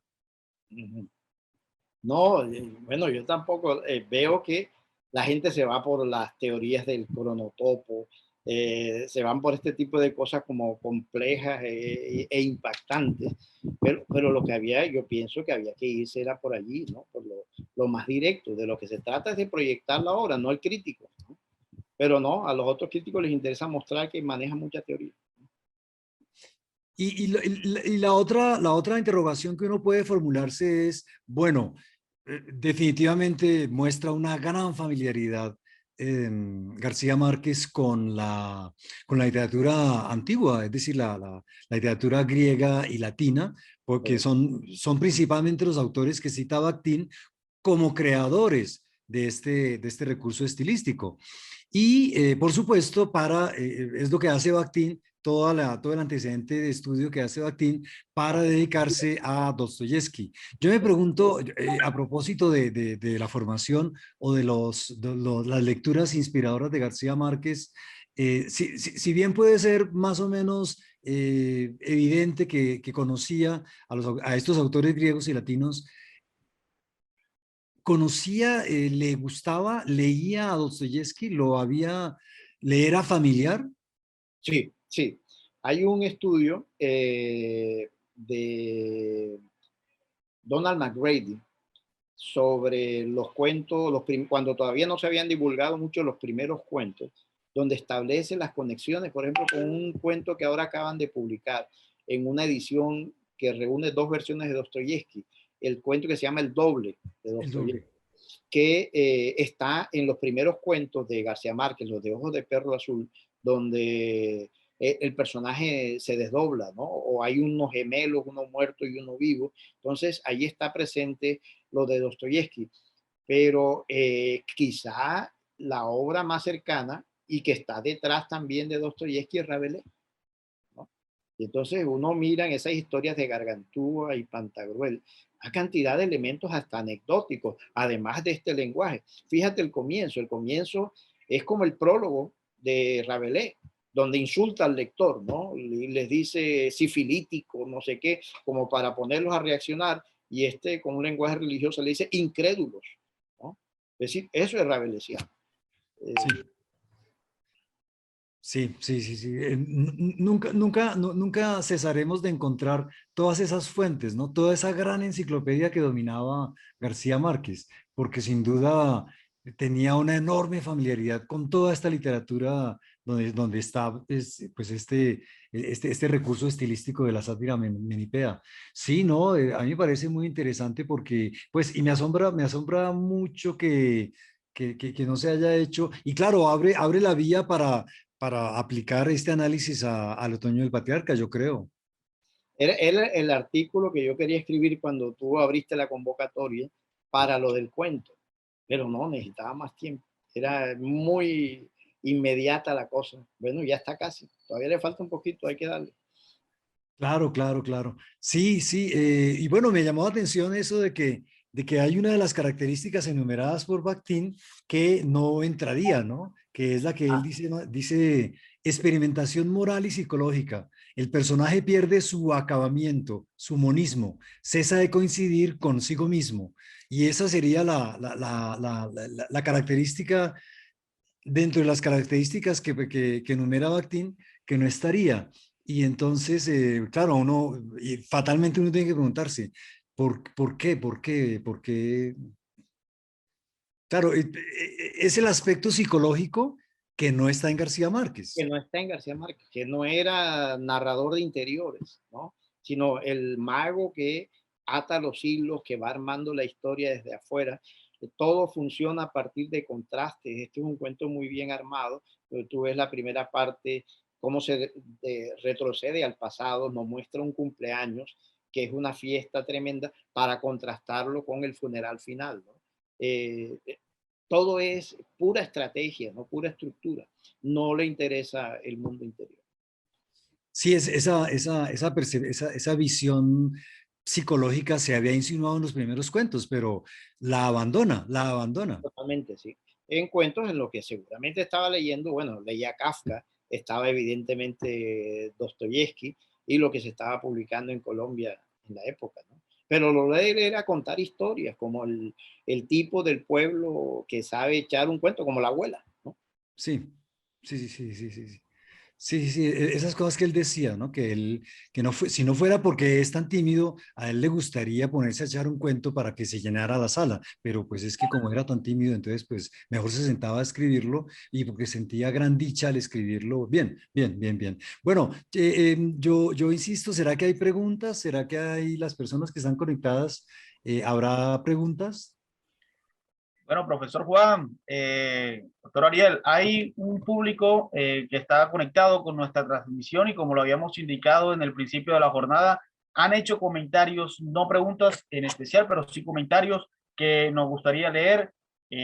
Juana Gaviria dijo, licenciatura en literatura y lengua castellana zonal, el paso presente.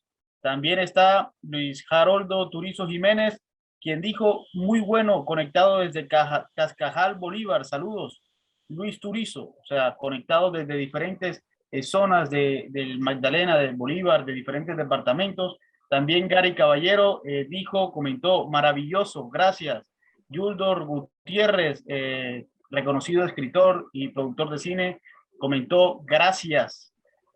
También Adelaida Salcedo, interesante exposición.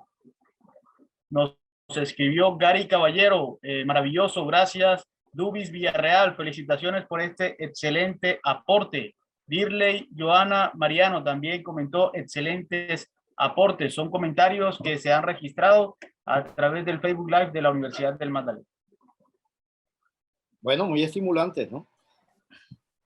Pero el maravilloso es García Márquez.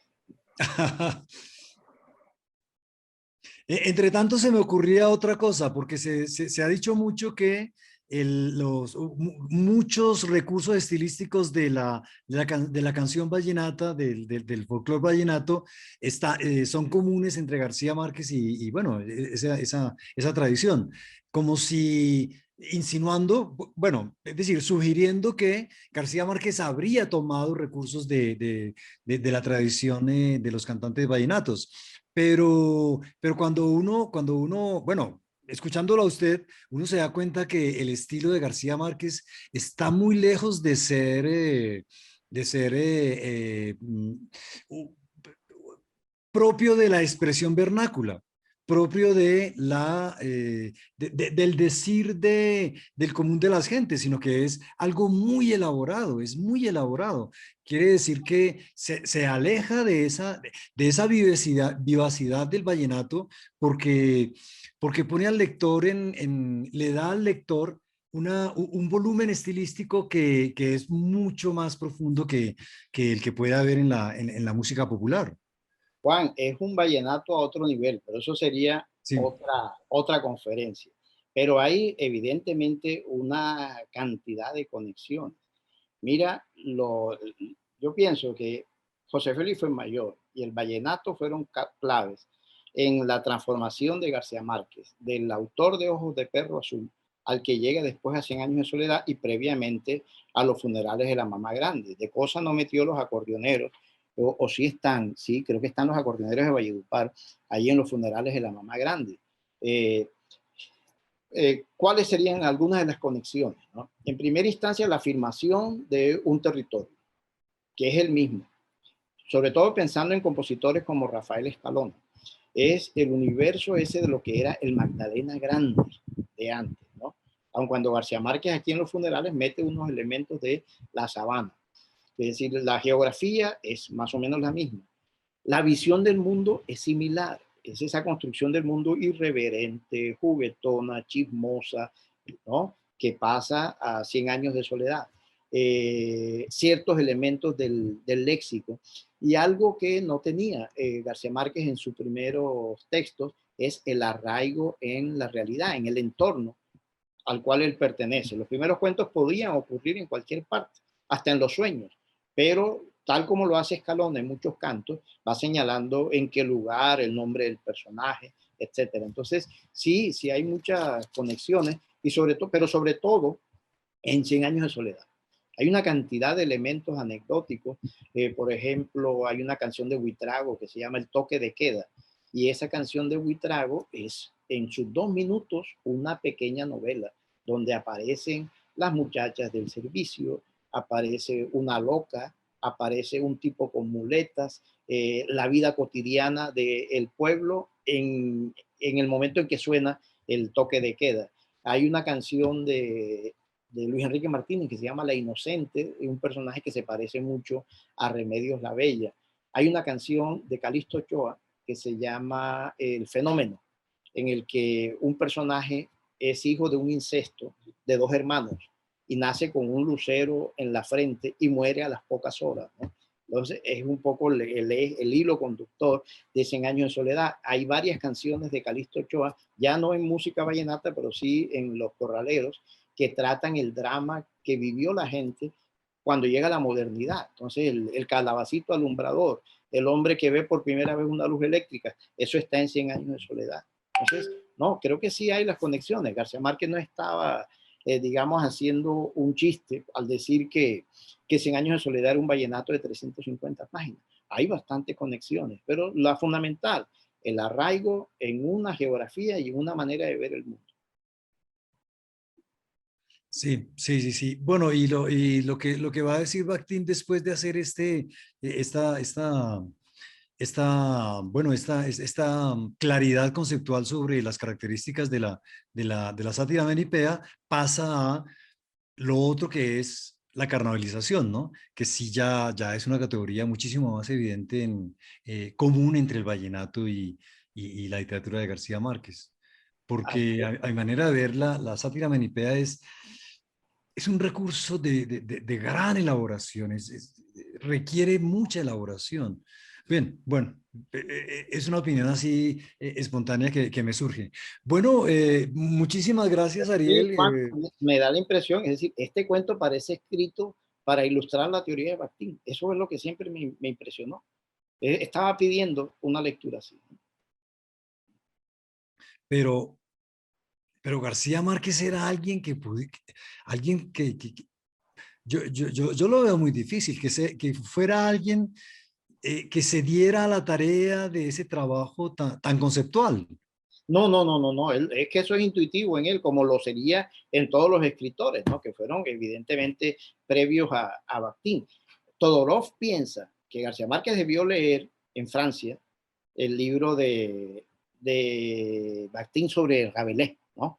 Sospecha, porque él tiene un ensayo hermosísimo que se llama Macondo en París, y Vargas Llosa es el primero al que yo le leo la mención de Bakhtin justamente en un ensayo sobre los funerales de la mamá grande. Acababa de salir, porque creo que se traduce al francés como en el 70, o en el 66, 70, y este libro sale en el 71, ya que debió utilizarlo en su tesis, ¿no? Sorprende. García Márquez siempre dio la impresión de ser un antiintelectual, ¿no?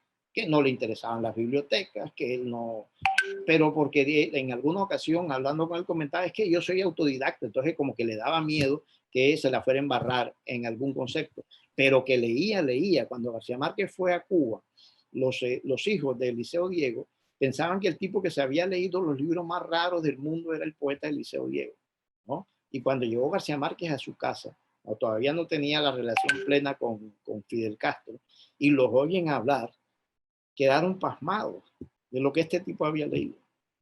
Los libros tenían un lenguaje común, común, y ambos son, y es el Caribe, ¿no? Claro. Sí, sí.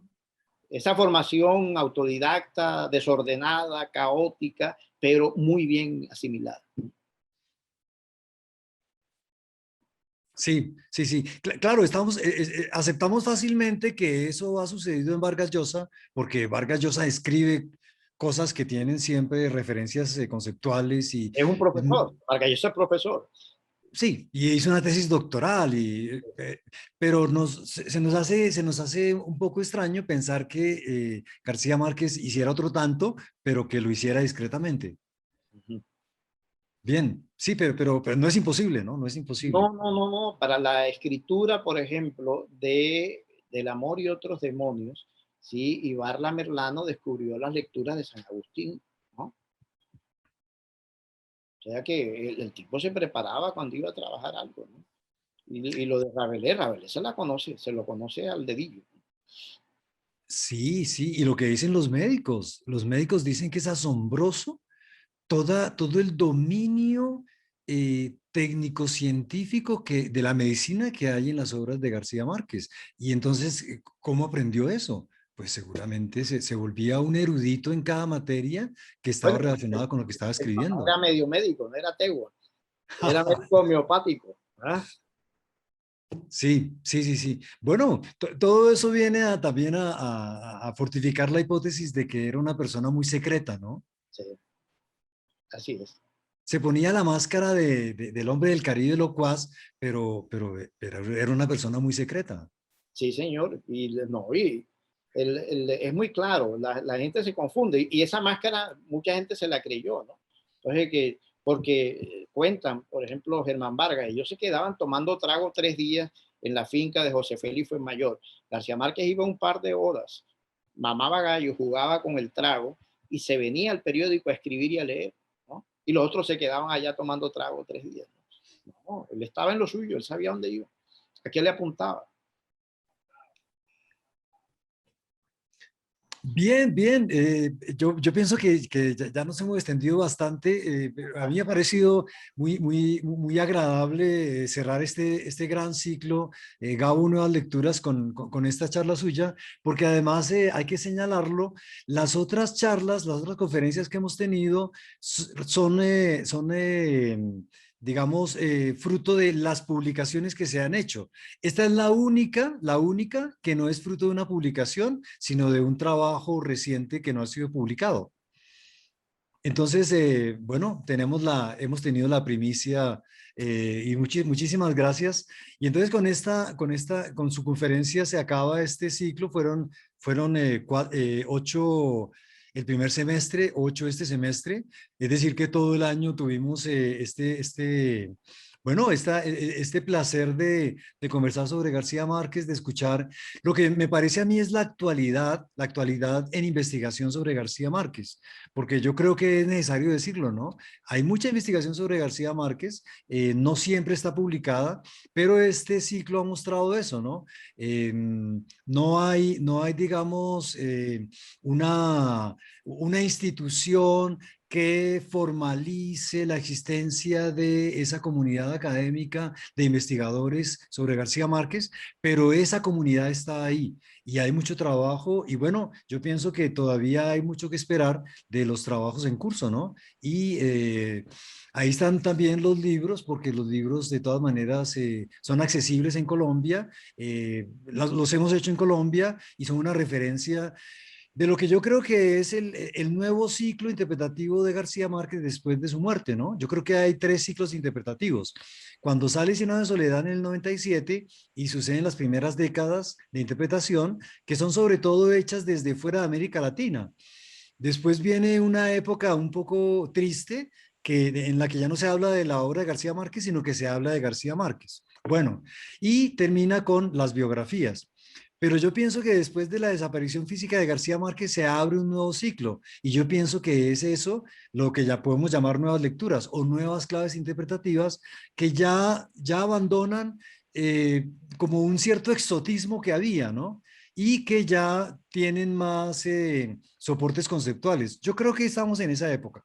Juan, perdona que te interrumpa, pero a ese ciclo yo le añadiría una primera etapa, que es la de la negación de García Márquez, que son 3 o 4 artículos escritos con la intención de descabezarlo, el de Fernando Garavito, el de Rodríguez, el de Eduardo Gómez, es decir, porque ahí estamos nosotros pintados, ¿no? No podemos aceptar que a alguien le vaya bien, ¿no? Y tenemos que destruirlo. Entonces, lo primero fue tratar de descabezar a García Márquez, decir, no, este no sabe escribir, comete que es galicados, no tiene una noción clara de la historia del país, pero cuando ya se viene la avalancha de Estados Unidos y de Europa diciendo, este es un escritor que vale la pena, pues ya se aplaca la cosa. Pero en principio era matarlo, tirar a matarlo. Eduardo Gómez lo dice explícitamente. Sí. Es un costeño. Ajá. Lo dice, Ahí estamos pintados. Entonces, ahí está el país reventado. Nadie puede aceptar que otro le vaya bien si pertenece a otra región, etcétera. Bueno, y toda la transformación que se ha producido en el país a partir de este fenómeno, ¿no? Ya estos negros de la costa empiezan a ser vistos de otra forma. Sí, sí, pues todo lo que implica relacionar a García Márquez con la historia paralela a la biografía de García Márquez. Es decir, es necesario que ya empecemos a hacer claridad sobre eso. El país y la biografía de García Márquez están en un paralelo y es necesario comprender que la biografía de García Márquez tuvo muchísimo impacto sobre la historia del país. Bien, yo creo que esa última frase está buena para cerrar este ciclo sobre García Márquez. Entonces, bueno, puesto que ya estamos cerrando, yo quisiera sobre todo agradecer enormemente a la Universidad Magdalena que hizo posible este ciclo y que pues de todas maneras no hay que señalarlo. Es una experiencia nueva. Yo no tengo noticia de que se haya hecho antes algo así parecido. Estamos en una experiencia que puede ser ejemplarizante y bueno, ojalá se presten las condiciones para volverla a repetir en un futuro. Muchísimas gracias a la Universidad de Magdalena, sin la cual esto no hubiera sido posible. Agradecemos a usted, profesor Juan Moreno, y al doctor Ariel Castillo Mier, quien estuvo hoy cerrando con broche de oro este ciclo de conferencias Gabo, nuevas lecturas, con su conferencia La sátira menipea en los funerales de la Mama Grande. Gracias, doctor Ariel Castillo, gracias, profesor Juan, gracias también a todos nuestros participantes que estuvieron conectados a través del Facebook Live de la Universidad del Magdalena. De esta manera finalizamos este evento y les deseamos a todos que tengan una feliz tarde. Muchas gracias. Gracias.